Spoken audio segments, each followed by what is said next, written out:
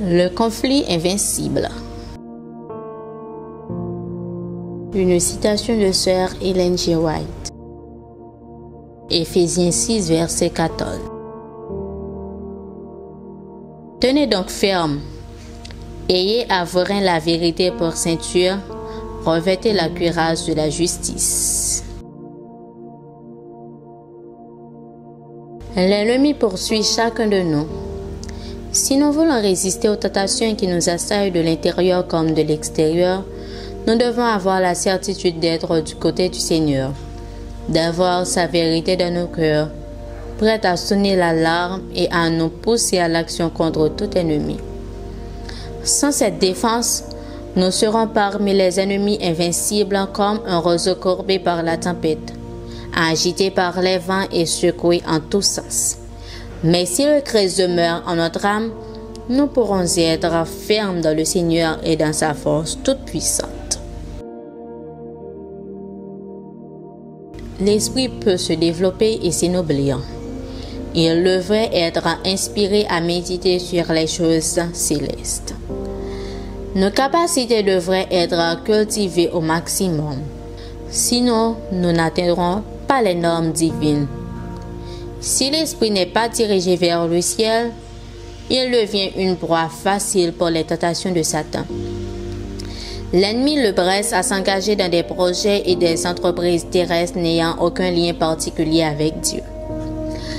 Tout le zèle, tout le dévouement, toute l'énergie inquiète, tous les désirs fiévreux sont impliqués dans cette tâche. Et Satan rit de voir l'effort humain lutter avec tant de persévérance pour quelque chose qu'il n'obtiendra jamais, qui restera toujours hors de sa portée.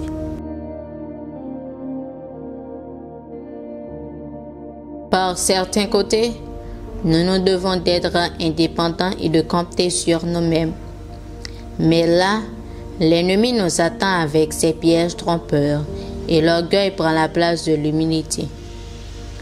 Quand vous ou moi comptons sur nos propres ressources, notre propre sagesse et les desseins de notre cœur, nous essuyons finalement la désillusion, la honte et la confusion.